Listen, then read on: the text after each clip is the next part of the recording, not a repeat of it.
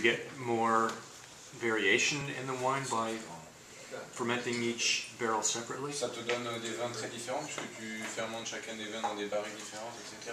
Ça t'aide à oui, séparer les vins. Ça garde la fraîcheur. Pour moi, c'est très important. That's gonna keep the freshness and that gives the style of that wine also. Yeah, but this is true that you end up managing, to have a real difference between each vineyard. Alors, j'utilise des fûts qui ont maximum 5 à 6 ans. So he's using for the barrel treatment. Usually, most of the Puligny's goes to 12, and then Premier Cru 20% New York, Chassagne 20% New York, and then the Grand Cru up to 50%. But he's using Burgundian coopers, and he asked those guys to make very light toast, and he also asked the heat to be very low. So usually, to make this barrel, it's 45 minutes, while most of the barrel are toasted in 15 minutes. So that's also in order to add and have more complex wine at the end and so forth. And he's working also with Seguin Moreau because he needs different sizes. He has some that are very tiny also and so forth. Qu'est-ce qu'on voulait dire sur les barriques? Yeah, and the oldest he might use would be up to 5 years old. Alors sur les barriques, c'est des chênes de France, des chênes qui proviennent de la région de l'Allier, du Nivernais. Only French de Troncé. From the Troncé and Allier. Utilisé avec 45 minutes de chaud. Any questions, you guys? Feel free to. You like the first wine, the Puligny Montrachet White? No, very much. Good, huh? What about batonnage, and have they been seeing problems with premature oxidation like so many other Tu fais du batonnage et tu as déjà eu des problèmes d'oxydation Alors, pour moi, le batonnage, c'est pas ce qui nous donne une oxydation sur les vins blancs. Je suis pas d'accord.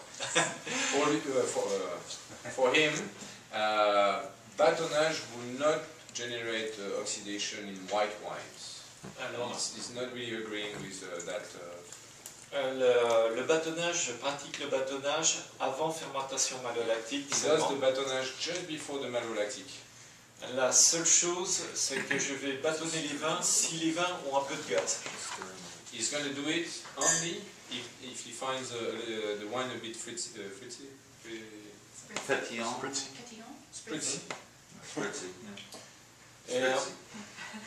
Pour moi, des millésimes comme 2009, j'ai quasiment pas fait un bâtonnage. In 2009, he didn't do any batonnage.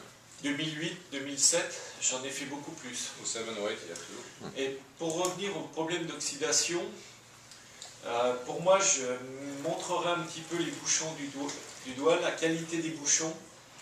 Aujourd'hui, les fabricants... If you find some wine with a bit of oxidation in vintages like 07 or 8, he says it's very often coming from the cork. Les fabricants de bouchons, donc... He says that lately the cork producers are not really up to the normal standard, and the quality of the corks is no longer what it used to be available on the market. And that's a real problem that he has actually. Alors, and I was recommending Sardinia myself, but because he had some problem with a Spanish supplier, and he went to Portugal with some friends also, and tried to find better suppliers and so forth. And yeah, I told him about looking at Sardinia also. Oui, tu as dit qu'on ne sait pas d'où ils proviennent. Ouais, ça vient d'un peu partout. Et ils ont eu un problème, les bouchonniers, c'est de laver tous les bouchons dans un moment avec des produits à base de chlore. The problem is during the process of cleaning the corks for those cork suppliers, they were using a lot of chlorine, and that ended up being a major problem in the market. And so that's something he's extremely tired about. He's really complaining about, and he thinks that that's also a brand that you can find, and that's the reason why you find some oxidation in some wine.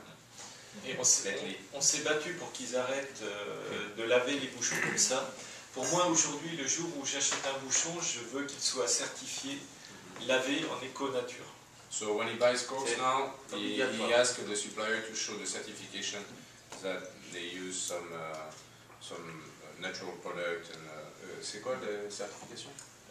Eco-Nature. Eco-Nature is a certification back in Europe that proved that the cork was clean with water and not anything with chlorine or anything like that.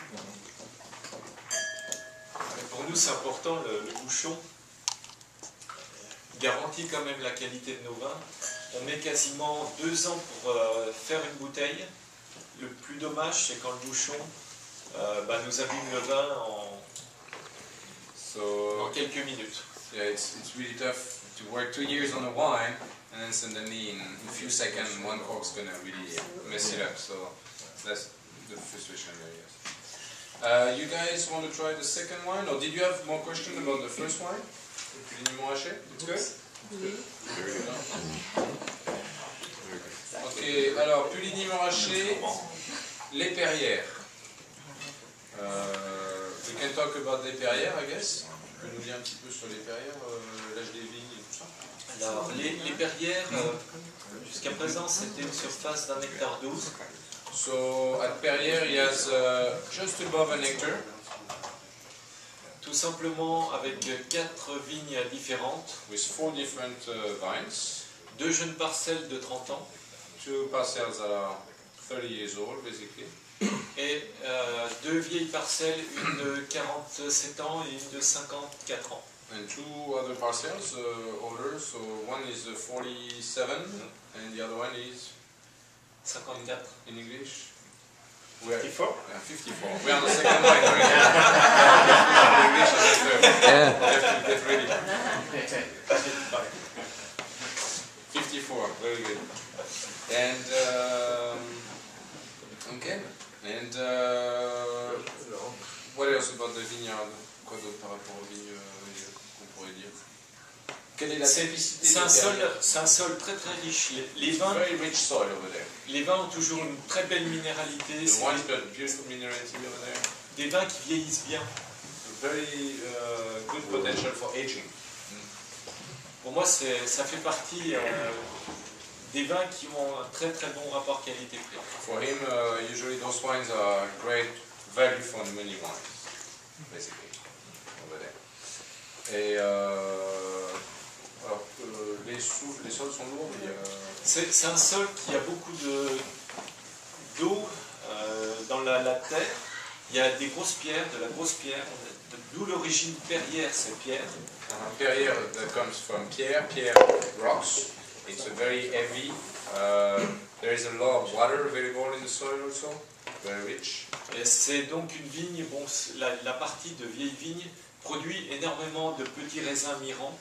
Et c'est fantastique parce que c'est une très belle puissance.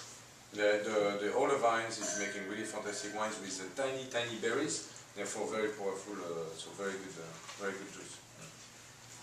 Et l'intérêt aussi, c'est quand même une surface quand même assez intéressante à cultiver où on fait quasiment 25 à 26 barrels. They make 25, 26 barrels basically. Combien de fûts neufs tu utilises? 20%. So it's about 20% new oak in this one.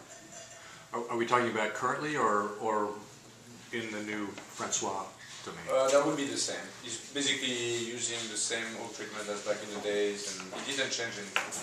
But we were talking about this exactly.